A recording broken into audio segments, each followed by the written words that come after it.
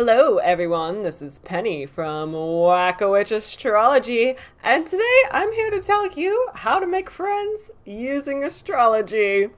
Okay, well, here we go. So if you've been watching my channel for a while, I'm sure you've seen at least one video or interview where I came out and talked about what a weirdo I was, how socially awkward I was, how I didn't have friends until I was like 22 or so. I made a few friends here and there throughout my life, and even throughout adolescence. Like, I had a small handful of people who were willing to talk to me, but I was incredibly socially awkward, and I have all kinds of like reasons and excuses for that, astrological and otherwise, based on negative experiences I had, bad things that happened to me in life, social anxiety, like all kinds of things were happening to me and were conflicting with me and were blocking me from actually being able to communicate with people. So I know how hard it is. And trust me, if you're out there suffering, I'm not trying to make this a competition, but I've probably suffered more. At least when it comes to like being really lonely and not having friends. Like, I've had so many periods of isolation in my life. So first of all, like, leave a comment below and let me know which astrological placements you think are to blame for your suffering, for your social anxiety, for your isolation, whatever it is. I have like a whole list of reasons why I think that I'm the way that I am. First of all, Sun in the 12th house. Any planets in the 12th house, they're going to make you kind of like isolated, kind of reclusive. And some moon signs are a little bit less open than others are. Me having moon opposite Mercury meant that I felt like really uncomfortable talking about my emotions all throughout my life, and I still kind of do.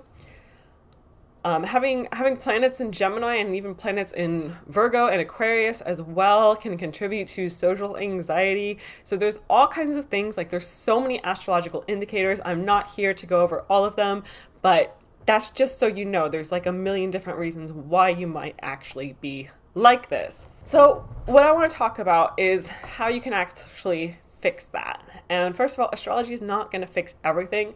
The number one tip I have for making friends, especially for making real friends, is first and foremost, you have to stop giving a fuck.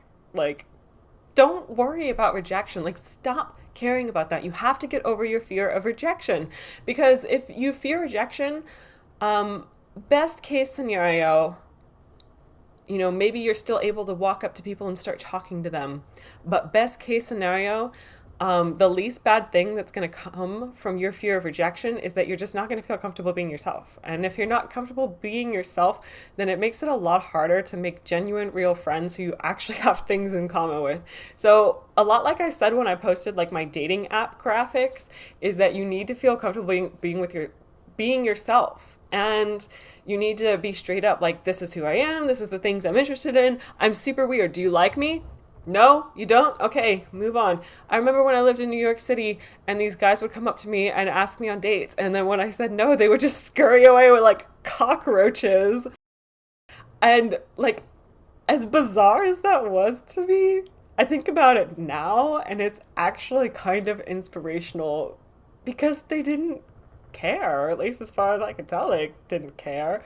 Like, they just went and moved on to the next woman, or like went to see if they could find another redhead, I suppose. And I've never been like that content with rejection before. I've never been like, oh well, I'm just gonna move on to the next one. Like, to me, part of my problem is that I've always put so much emotional stock in how people react to me and whether or not they're gonna reject me, because it's hard when you haven't had as many friends before, and then you look at all the times that you felt like rejected or isolated or whatever, and that's all you can think about, and then the rejection just gets scarier and scarier and scarier and scarier. So there's a lot of tips online for how you can make friends, for how to make friends, right? But I'm going to try to like not get as much into the philosophical thing. Like I said, first and foremost, I think you need to overcome your fear of rejection. That's probably your main issue. But since I'm an actual astrologer, I'm going to go through each of the 12 signs and talk about what I think each and every single one of them can do in order to make friends. All right, this is good. Listen up, my astrological tips. are effective because I use the scientific method when I study astrology, like a weirdo. I don't just take anybody's words for it. I'm a control freak, okay? So this is what's up. We're going to start with Aries. For Aries, like I haven't personally known an Aries super well who had issues making friends. They normally seem like they're pretty good at getting what they want because they're pretty assertive. Now, if you're an Aries and you're not comfortable with those personality traits of yours, if you are innately assertive and you have this like inner desire, even impulse to be assertive, and you're holding that back, that's going to be a struggle for you. That's going to make you come across as awkward, and it's going to make you come across as being intimidating because you're over there trying to lie to yourself. And while you're trying to lie to yourself, people are going to be trying to figure out what you're actually hiding, and it's going to confuse them and it's going to scare them. So if you're doing that, you're going to need to overcome it. You're going to have to push past it. You're going to have to accept yourself a little bit more. For Aries, making friends is pretty straightforward most of the time. It's mostly just about communication. It's about talking and listening and feeding off of their energy. So use your intuition and don't be afraid of being yourself. For Taurus, Taurus is a super homey sign. It's so easy to feel comfortable being around a Taurus. And I feel like Tauruses who are this sounds like a little bit like a stretch, like I'm getting inappropriate here, but just hear me out. For Tauruses who are afraid of intimacy, you might also struggle to make friends because you have this natural vibe about you that's just very sensual, very kind of naturally relaxed. And if you don't feel comfortable with that, it's going to make you come across as being kind of awkward. And then you're going to get to this point where you're subconsciously actually pushing people away just because you're afraid of you getting too comfortable and you're afraid of them getting too comfortable and you're afraid of like things happening, like our shoulders touching and stuff like that just happens all of a sudden. So there's like those weird awkward things that can be a struggle for you. If you have like sensory issues and you don't like it when people touch you, that's going to make it hard for you to make friends as a Taurus. By the way, I forgot to include this before. Make sure you check your rising sign. Rising sign is going to be even more relevant than the sun sign, but they're both going to be relevant. Heck, even check your moon sign, your Venus sign, everything. They'll all affect you in different ways. Okay, so Taurus makes friends by being domestic, by being very homey. A lot of times a Taurus will actually invite people over to their home in order to be able to get to know them better. Now, for me, as someone who was raised by people who were raised by police officers and always lectured about this kind of thing, it scares me. So I don't want to give anyone that advice to invite people over to your home. Like, definitely be careful about it and take appropriate safety precautions. But that's how Taurus makes friends. You need to feel like you guys are actually at home together and that you're actually kind of having an intimate moment where you're able to open up a little bit more and talk about the real you and not the one that has like the facade when you're out there in public. Next, we have Gemini. Now, Gemini is one of the signs that I mentioned earlier in here that is affected by a lot of nervous energy. So that's something that you're going to have to deal with. And for me personally, I think Geminis need more exercise than other signs do. Now, I know I'm a little biased because I'm also a fitness instructor, but I have my Mars sign in Gemini, and I feel like when you have that excess energy that creates anxiety, you need to find ways to actually get it out. Now, I'm not like a health professional or doctor or anything like that, so that's not like health advice. That's just my personal experience. But you need to find ways to like get your energy out. And that might mean working out every day, but even more so than that, when you're actually socializing and when you're actually meeting people, you probably need an actual activity that you're doing that'll keep your hands busy, that'll keep your feet busy, that might even kind of keep your mind busy. You need something that's actively happening. And this is why a lot of Geminis end up meeting people and making friends at work, even though like when it comes to relationships, dating coworkers is kind of a no-no. Geminis meet a lot of people at work simply because work keeps them busy and is an activity that makes them, for the most part, less nervous because they have an excuse and they have a reason to be there and they have something that they're already functionally doing. Now, what'll really help attract more people to you is when you do something that kind of puts the spotlight on you. Because I know you have that nervous energy and you might not necessarily seek the spotlight, but if you get up on stage and you do a comedy routine, or you do something to just kind of throw yourself out there, or you do something to demonstrate your skills and demonstrate something you're actually good at, then you're going to have a lot of people drawn to you and you'll be able to make friends super easily despite any anxiety that you initially had. Next we have Cancer.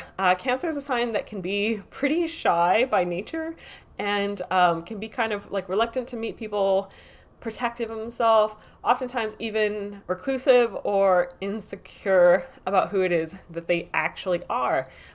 So it's like the emotional fears that stop them from making friends a lot of time. Those fears of rejection and people being mean, and especially things that they've had happen in the past that were negative experiences with other people. Now, Cancers make friends more easily by finding productive and constructive things to do. So a lot of times they'll befriend people who actually need their help, who need their advice, who kind of need something from them. And I know at the same time that can also put you in a difficult position, but being in a position where you give people advice and you're able to do that and you're free to do that will also make you feel more comfortable opening up and more comfortable being able to be yourself. Now for Leo. Leo is the second fire sign of the zodiac, and that also means that they might have the ability to accidentally intimidate people. The worst thing that happens to Leos is other people will think that you are trying to take their spotlight, that you are trying to take their position, that you are trying to take their role in the world. So this is actually something that happens simply when you're feeling awkward and when you're feeling out of place. People interpret you as being more of a threat when you are nervous because they ask why you're a threat. And it's the coy, confident predators that oftentimes go unnoticed. So for Leos, you're actually going to do a little bit better. So for Leos, don't be afraid to actually admit to your own worth and admit to the things that you are good at and admit to the things that make you valuable. And you don't have to pretend to be shameful. You don't have to pretend to be insecure or any of those things like that. But I do better when I'm shameless, when I'm just kind of flamboyantly me, and I'm not necessarily trying too hard to impress anyone, and I'm willing to admit my flaws and specifically still be proud of my flaws and be proud of my like funny little quirks here and there. That's just what has worked for me. And then in terms of actually making friends, a lot of times you need something that you can partner with them on, something that we can work together with, whether it's like a common goal, like we're going to go to the gym and we're going to get fit together, something we can work on consistently, something that will actually bring us together. That tends to be a really good thing for Leos. Now for Virgo. Virgo is another sign that often deals with anxiety, that can be a little bit shy, that can be feel a little bit awkward. And Virgos tend to not realize how great they are, how many good things they have going for them, how many good things they're actually able to contribute. So this puts Virgo in a bad position where by the time they do actually make friends, a lot of times those friends are people who want to use you. So that's another risk you face. So you have to know your worth. You have to know the value of what you are actually putting in. And then the way you make friends is by finding people who are willing to open up, who are willing to have a real conversation with you, especially people who are interested in astrology and stuff like that. Opening up, sharing that information, diving into occult topics, diving into topics that most people have been avoiding. If you can find a safe and comfortable way to do that, then that'll be the best way for you to make friends. Now, one of the reasons why astrology helped me make friends is because it gave me something to actually talk to people about. I was able to talk to them about their sun sign and tell them about the astrological chart and all the things that they might not have already known yet. And that can work in your favor, but one thing to keep in mind is that it could also not work in your favor. You could also scare people away. You could potentially end up coming across, you risk coming across like you are trying to press your opinions on them, and worst case scenario, people might think you're trying to force them to believe in astrology.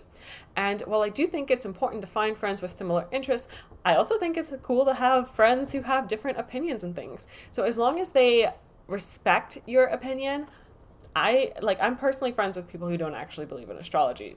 Believe it or not. Now, most of my friends do believe in astrology, but some of them don't. And it can really be a means to help you open up to people, and astrology is kind of a safe way to talk about the depths of our personalities and what's actually going on with us psychologically, without having to make it too personal. Because then instead of blaming it on our childhood trauma, we can blame it on the placement of the stars, and we have all these cute terms like Capricorn and Leo and all that other stuff that we can use instead of words like mommy issues and childhood trauma and all those kinds of heavy things. Now for Libra is such a great sign, and I think one of their biggest problems is they end up finding a lot of people that they don't actually mesh well with. So finding those friends that are actually like a good friendship match for them and that they actually feel like they mesh well with is their main obstacle.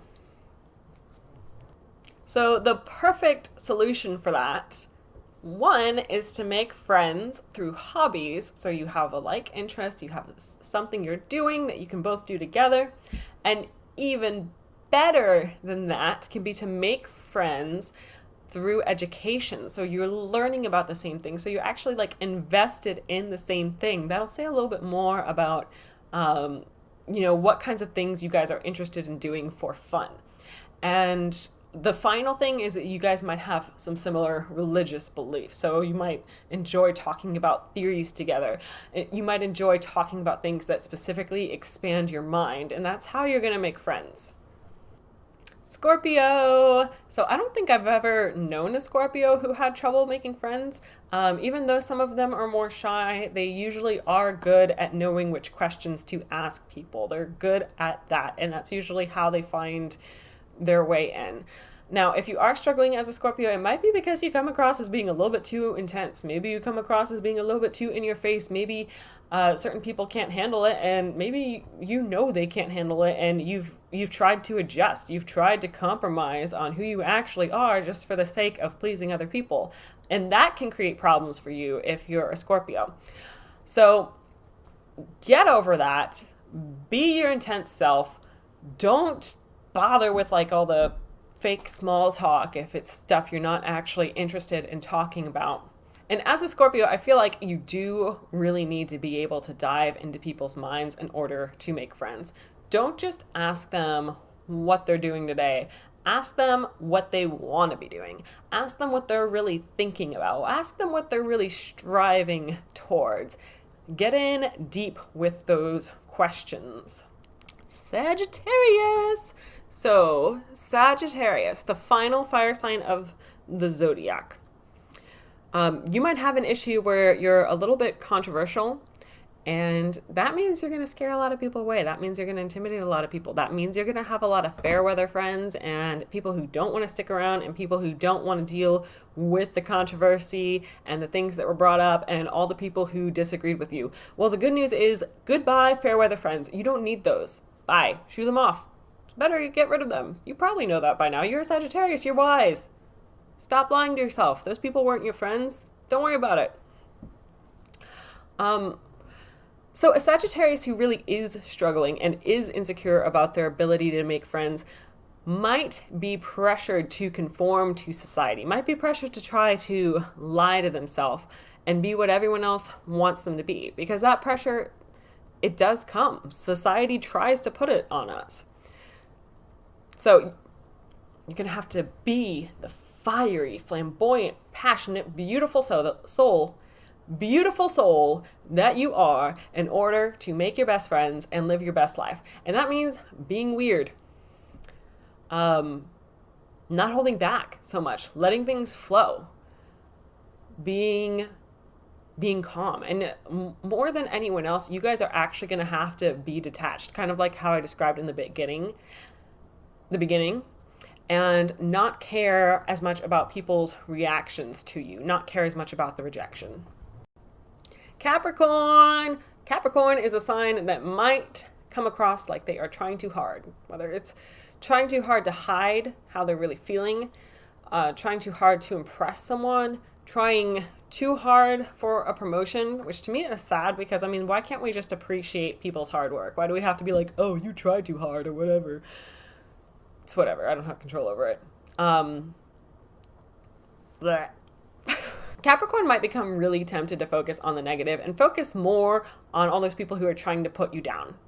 So you're putting more energy into the negative relationships. You're putting more energy into the people who have put you down, to the people who have rejected you. So you're going to have to convince yourself to steer it in the other direction and focus more on the people who actually like you and the people who actually believe in you and the people who actually support what you're doing.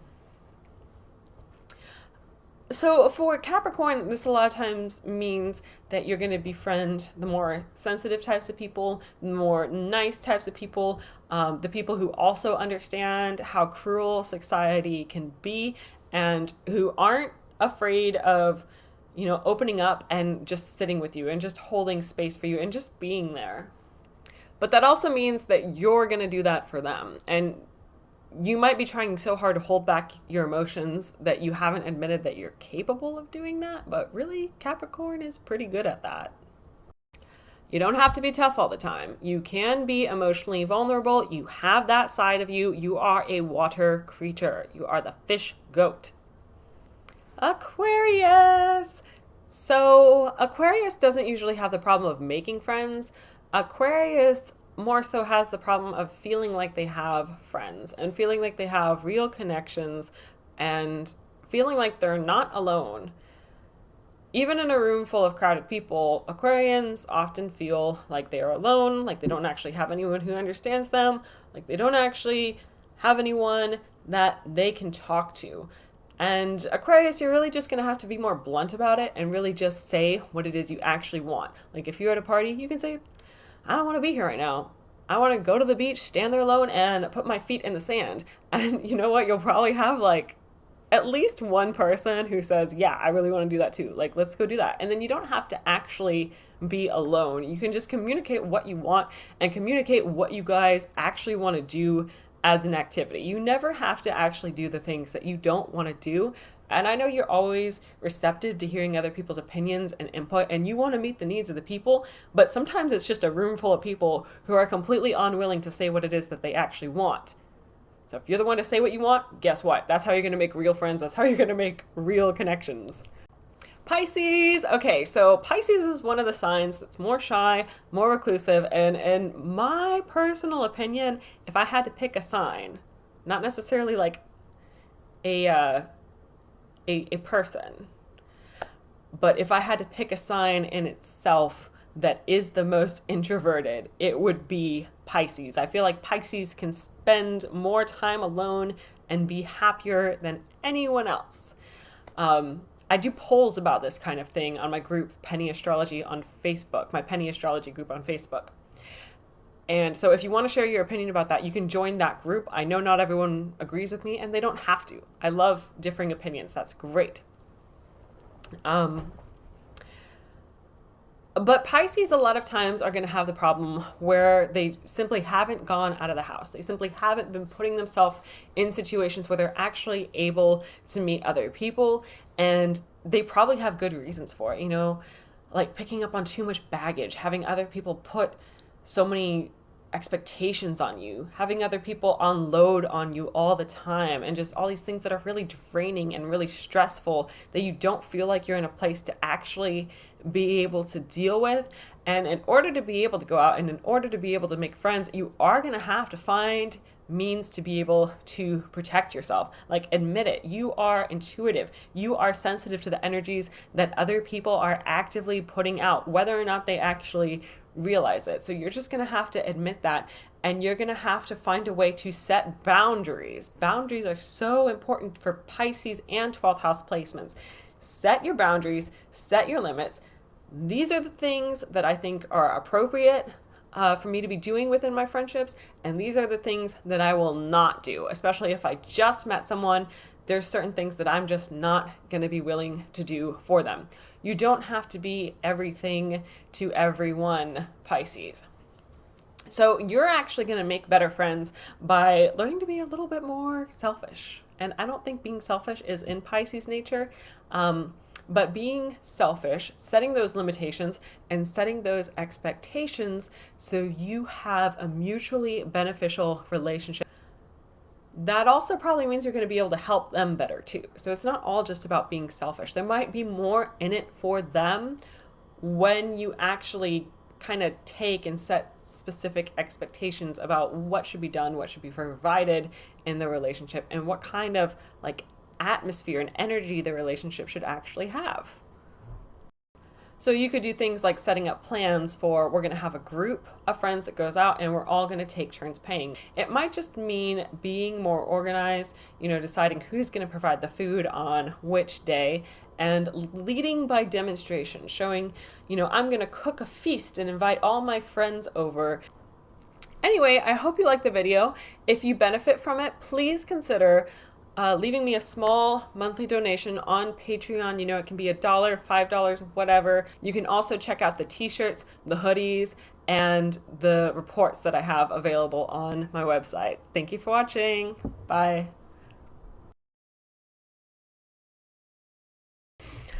They would just scurry away with, I can't even say it. They would just scurry away like cockroaches. Make sure you have hit the subscribe button, that you are getting notifications from my channel so that you do not miss a single upload, and do the same thing on Facebook. Go there, like my Facebook page, put me on See First.